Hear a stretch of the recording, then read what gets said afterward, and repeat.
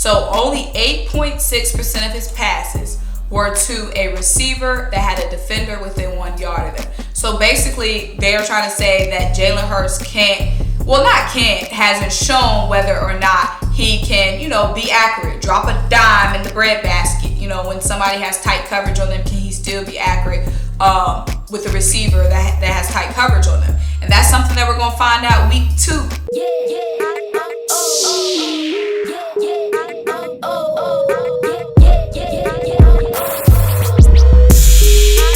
What's up? What's happening? What's popping? What's going on, everyone? Welcome back to another great episode of Symone with the Sports. I'm Symone, bringing you guys the daily sports talk. So if you're new here or if you're old here and you haven't already subscribed to the channel yet, make sure you stop what you're doing. Make sure you leave a comment. Make sure you subscribe. Make sure you keep rocking with me. Also, make sure you check out the links down below. The first link is to buy me a coffee to help fuel this channel that you love so much. The second link is to shop the official Symone with the Sports merch collection. Get you the classic tee, the wavy tee, or the brand new Jalen Make It Hurts tee. Because we're going to need Jalen to make it hurts this week too. But we're going to get into that. The last link is to subscribe to our podcast, Tough Calls, where me and Dylan have some of your favorite sports analysts, reporters, former and current athletes chop it up with us on the podcast. So guys, let's get into this video today. We're talking about Eagles versus the San Francisco 49ers. It is officially Wednesday night when I'm recording this video. It's going to be posted on Thursday. Regardless, it's week 2, baby, okay? Week 1 is behind us. We got to get off. We got to come down from that Atlanta Falcons high we were on. Yes, it was a good one. But it's time to leave week 1 in the past and turn our eye onto week 2. So I hope you guys enjoyed your week 1 victory. I hope y'all got all the good jokes y'all needed to get in because it's time for week 2, baby, and everything is wiped clean. So let's talk about the San Francisco 49ers. The biggest thing for me is that the Eagles are coming into this game hot, and that's a good thing and that's a bad thing. We have a lot of momentum when it comes to our team coming into week 2 versus the 49ers. 49ers did win week 1 against the Detroit Lions, but they had a 28-point lead that they let dwindle down, and they only ended up winning the game by maybe 8-7 points. So they're kind of not coming in with all that great momentum. We steamrolled our way through week 1, and they kind of struggled and kind of blew a lead. They still won, but they blew a lead in the process. So I think we have the most momentum. We're coming in again as the underdog. We were the underdog against the Falcons, but now we have a lot of hype, okay? And I like hype, but then I don't like hype. I don't like hype because then these other teams and these other fan bases are looking at our team a little too extra hard under a microscope. Mind your business. Pay attention to your team. We flew under the radar when we literally, birds flew under the radar. We flew under the radar into the Falcons game, but now all you see on the mainstream media is, oh, the Eagles, the Eagles, the Eagles, the Eagles. Hush, hush, hush, hush, hush. Hush, hush, hush. Y'all wasn't talking about us then. Don't talk about us now. You know what I'm saying? Don't talk about us now. Don't jinx anything. So speaking of jinxing, the Eagles beat the 49ers last season. We know the Eagles beat the 49ers in prime time, week 4 last year. So we're coming in with the latest win over the Niners. So they're gonna want to even the score. But let's talk about this matchup. The reason why the Eagles are the underdog is because the Niners offense is loaded with weapons and 2 quarterbacks. They have Jimmy Garoppolo and they have Trey Lance, their rookie, and both of those guys got some action last week, and Trey Lance scored a touchdown. He only played 4 snaps, but he scored a touchdown. So Jonathan Gannon is going to have to scheme for those 2 quarterbacks. Guys, I got a heck of a lot of notes we're about to jump into, but I'm going to give you guys the 4 things that the Eagles need to do. I'm going to expand upon those during the video, but I'm going to give you guys the 4 things that the Eagles need to do to win this game that I think is very winnable.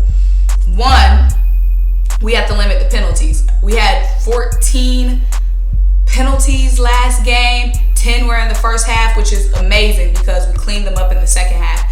And of course, we started out this week 1 with a brand new offense. It's going to be a heck of a lot of penalties. These guys are just getting adjusted to each other. I am expecting the penalties to be much lower in week 2, especially because these guys now have a game under their belt. They know each other's tendencies and all that. Of course, you're going to have a lot of penalties. Game 1, brand new coaching staff, brand new offense, brand new secondary. So I'm not too worried about that. But we cannot let penalties back us back on the field, and we can't let penalties help the Niners offense. The second thing is we have to get the run game going, okay? And the Lions were able to do that against the Lions were able to do that against the Niners, and we have to take advantage of their inconsistent and depleted linebacker room. Like I said, we're going to get into that, but one thing we have to do is get the run game going. Our guy Miles, our guy Kenneth Gainwell, we'll see if Boston Scott gets some action. We had to get the run game going. 3, our offensive line has to dominate. Our offensive line did not face any pressure against the Atlanta Falcons. The Atlanta Falcons defensive line was weak sauce. We already know that. We're about to come up against a stout defensive line. Our offensive line has to win the battle. We're going to get in depth later. 4, the biggest thing, our wide receivers has to take advantage of the Niners secondary. Again, our wide receivers have to take advantage of the Niners secondary. The Niners have a lot of injuries coming in this week 2 matchup, and that's in their secondary as well. That's one thing that the Lions did not do. The Lions did not take advantage of the passing game. That's what we have to do. The Lions did take advantage of the running game. That's something that we need to do. The Lions did not take advantage. The Lions offensive line is nowhere near the Eagles offensive line. Our Eagles offensive line has to win. Now let's get into all this jam around, okay? So we're going to start with Jimmy Garoppolo. Jimmy Garoppolo was extremely great on play action, okay? His average depth of target was 7.5, and he was great when it came to the quick throws, okay? Also, he had 314 yards, and he was 17 of 25 in his passing game, okay? Like I said, there's 2 quarterbacks, Jimmy Garoppolo and Trey Lance, both played last week, so that's going to be up to Jonathan Gannon to game plan for the possibility of 2 different quarterbacks playing. Now, their running back, Raheem Mostert, is out, and they replaced Raheem Mostert with Kerryon Johnson, former Eagle, former Lion, and they replaced him with Trenton Cannon, former Panther, former Jet, former Raven. Trenton just got waived by the Ravens, and the Niners picked up they picked up Trenton Cannon, and they picked up Kerryon Johnson because Raheem Mostert is out. Also out for the 49ers is their starting cornerback,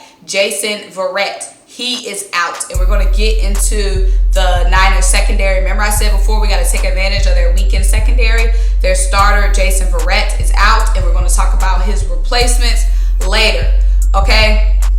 Now, their rookie running back, Elijah Mitchell. Like I said, Raheem Mostert is out, but their rookie, Elijah Mitchell, their 6th-round pick, stepped up big for them against the Lions. He averaged 5.5 yards per catch. He had 104 rush yards, a touchdown, and 70% of his yards were after contact. That's going to be a big theme when we're talking about this Niners matchup. We have to tackle. 70% of his yards came after contact. That's a big mistake by the Lions, and our defensive line definitely should do better than the Lions defense did. And remember, we have to complete these tackles. No lazy tackles. Like I said, Raheem Mostert is out, but this Elijah Mitchell guy stepped up. Like I said, they got Kerryon Johnson, they got Trenton Cannon. Both of those guys are veterans, so that is not going to be nothing to sneeze at, okay? Now, when we talk about their weapons, Deebo Samuel was 9 of 12. He had 189 yards. 109 of those yards were after the catch. He averaged 12 yards per reception. Kittle, he was 4 of 5 for 78 yards. 57 of those yards came after the catch. Tackle, guys. Tackle, guys. Tackle. Okay? Brandon Ayuk, he's coming into his 2nd year. Their wide receiver, he played on 15 snaps, but he didn't get any targets. So even though Raheem is out, like I said, their rookie Mitchell running back, he was, like I said, 70% of his yards was after contact. They still got Deebo. They still got Kittle. They still got Brandon Ayuk, who had a good rookie year and didn't even get any action in this game. So even though Raheem is out, that don't mean really That really don't mean We got to tackle. We got to put that pressure on them. like I said, they're big on yards after the catch. They're big on yards after contact. We have to limit that. Also, their offensive line was stout. Whether it was Garoppolo, whether it was Trey Lance, they had plenty of time in the pocket. We have to put that pressure on Jimmy Garoppolo because he's an average quarterback if you put pressure on him. The Lions defensive line did a very piss poor job of putting pressure on Jimmy, and that's another big difference between the Eagles and the Lions. Our defensive line is going to put the pressure on Jimmy. The Lions and the Niners game was a shootout, 44-30 something. That's not going to be the case with the Eagles because we have a defensive line that's going to humble Jimmy G. Okay? So, their left tackle, Trenton Williams, finished with a 75.7 pass blocking grade. We have to put pressure on him. I have no doubt we won't be able to put pressure on him. We will be able to put pressure on him. Let's talk about that Niners defensive line though. They had 27 pressures and 3 sacks. Okay? This is going to be the biggest difference from the Falcons to the 49ers. Our offensive line has to show out. They showed out against the Falcons, but they didn't have any pressure against the Falcons. Our offensive line has to stand strong against this Niners defensive line. D Ford, he had a sack and he had a pressure on 20.7% of his passing plays. 20.7% of his pass rushes, he had pressure on. Jared Goff. And he had a sack. They have Armstead as well. He had 10 pressures. Bosa, he had 6 pressures and a sack. Kentavious Street, a former North Carolina State Wolfpack, is on their defensive line as well. He had 5 pressures. We have that offensive line is going to be tested. And I've got some matchups here that we can look out for. When it comes to matchups, it looks like it'll probably be, now, they have Javon Kinlaw too. Now, Javon Kinlaw, he missed week 1, but he could be back for week 2. He's one of their linemen. He was a rookie last year. He's coming in his 2nd year with the Niners. And like I said, he missed week 1, but he could be back week 2. If he's back week 2, that's even more pressure, baby. So they're predicting Armstead versus Isaac Samalu because Armstead likes to move inside on passing plays. Jordan Mailata versus Joey Bosa. Our offensive line will be put to the test. I'm telling you guys, our offensive line is going to be put to the test. So we have to win that offensive line versus their defensive line matchup. That's one big thing we have to win.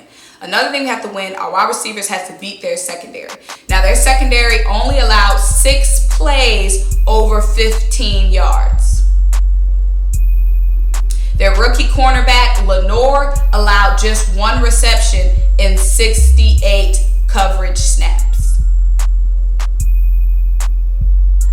Like I said, their rookie, Lenore, allowed just 1 reception and 68 coverage snaps. Like I said, their star cornerback, Jason Verrett, he's going to be out. But we still got to look out for Lenore. But after the Lenore, it's a huge, huge, huge drop-off. Let's talk about their secondary. So Verrett, he's out. He played 65% of the week 1 snaps. Emmanuel Mosley, he is questionable for week 2. He missed week 1. He is a solid corner. He missed week 1, but he's questionable for week 2. So it'll be a big question mark whether he's going to be back or not. Then Lenore, the rookie, I just said how he dominated, but Lenore is going to be now their top guy with Verrett out because after that, the secondary is shaky. And we were able to beat the Falcons because the Falcons had a super shaky practice squad-y secondary, and it looks like the Niners are going to have the same. So our wide receivers has to beat that secondary. So they have Dante Johnson. Dante Johnson played 31% of their snaps at corner, but remember Travis Fulgham. Dante Johnson is that guy, Travis Fulgham, in week 4 against the Niners last season had that big play on. So I'm not worried about Dante Johnson. They just elevated him off the practice squad. And then they have Williams, a slot corner who plays 66% of the snaps, but he's a slot corner. And then they have old Josh Norman, who didn't play at all last week. So, like I said, we have to take advantage of their weakened secondary. Our wide receivers have to take advantage of their weakened secondary. So that's two things. Our offensive line has to be ready to beat their defensive line, and our wide receivers have to be ready to take advantage of this weakened secondary. Because when we played the Falcons, the offensive line was great, but they weren't tested. Our wide receivers were great week 1 against that weakened, not weakened, just bad Atlanta secondary. Now that the Niners secondary is weakened, we have to take advantage of that. Okay, next up, what do I have to talk about next? The linebacker group. The linebacker group allowed, according to Pro Football Focus, the Niners linebacker group allowed, I think, 6 explosive plays, running plays, and they allowed 4.8 yards per carry against the Lions. We have to take advantage of that. We have to take advantage of that. And I have no doubt that our running game won't take advantage of it. Because like I said, our offensive line is better than the Lions' offensive line. And if they average 4.8 yards per carry, heck, we're going to average 6.5 yards per carry. If you made it this far in the video, that's what I said. We have to take advantage of that janky linebacker group that the Niners have. If we can do that, that's a big bonus for us getting this win. So that's 3 things. Like I said, we have to take advantage of that linebacker group. Our offensive line has to beat their defensive line. Our wide receivers have to take advantage of that weakened secondary. So I have no doubt in my mind that we won't get our running game going. I definitely think we'll get our running game going. And then there's some very interesting stats that I found on Jalen Hurts. So Jalen Hurts had an amazing game week 1.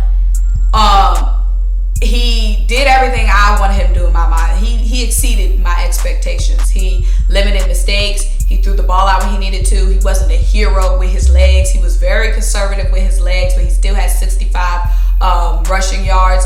He underthrew a few times, but for the most part, he was accurate.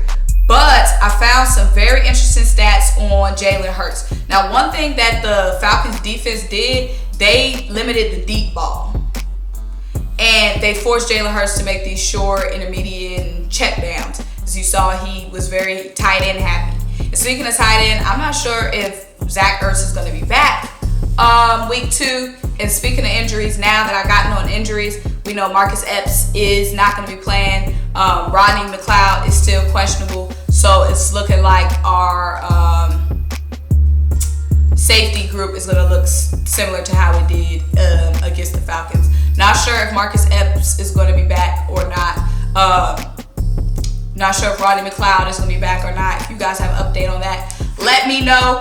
But I want to find my stat on Jalen Hurts. Okay. So, his average completed pass was 3.4 yards past the line of scrimmage. So the Jalen Hurts haters are saying Jalen Hurts can't throw a deep ball. This is the game against the Falcons. His average completed pass was only 3.4 yards past the line of scrimmage. And like I said, that was because that was partially because Shane Steichen, our offensive coordinator, said after the game that was because the Falcons were, trying to keep us from making bombs down the field and wanted us to dink and dive down the field. Now, the 49ers, on the other hand, are going to want to test Jalen Hurts and test his deep ball. So we have to be looking out for that too. They're not going to want him to check down. They're not going to want us to dink and dive down the field. They're going to want to try to test Jalen Hurts' depth and his accuracy. Okay? So only 8.6% of his passes were to a receiver with a defender within 1 yard. So only 8.6% of his passes were to a receiver that had a defender within 1 yard of them. So basically, they are trying to say that Jalen Hurts hasn't shown whether or not he can, be accurate. Drop a dime in the breadbasket. When somebody has tight coverage on them, can he still be accurate? with a receiver that has tight coverage on them. And that's something that we're gonna find out week 2. And y'all, I know this video hasn't been like the most entertaining, but it is what it is. We gotta watch out for these matchups. Jordan Mailata, Isaac Seumalo against this defensive line that is super deep and super stout. Okay, and Bosa is the name everyone want to talk about. They still have Armstead. They still have D Ford. Javon Kinlaw might be coming back. Our offensive line has to beat that defensive line. Like I said, their linebacker group is weak. Their linebacker group allowed the Lions to average 4.8 yards per carry. And that Lions offensive line isn't as secure as ours is. So we should be able to do better than the Lions did there. And that's going to be one way we can beat the 49ers. We have to take advantage of that weakened secondary. Their secondary only allowed 6 plays of 15 or more yards last season. But they're without their starting cornerback coming into week 2. So we have to take advantage of that.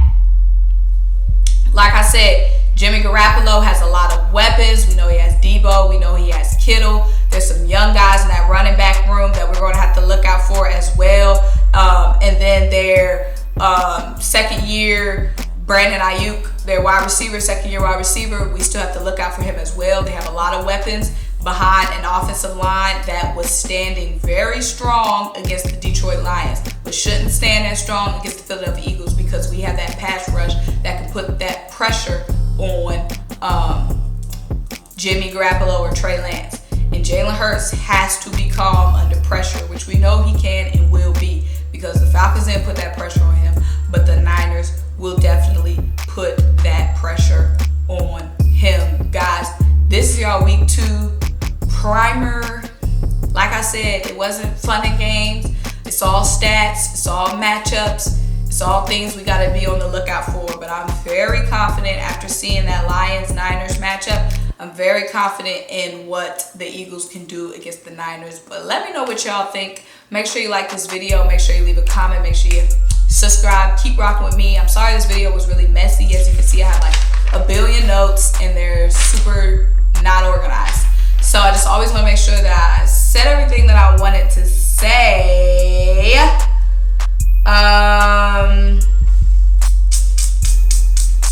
Yeah, the Lions secondary allowed 7.7 yards per reception. But of course, you know, we have more faith in our secondary. Our secondary was the only secondary last in week 1 to not give up a single play of 20 yards or more.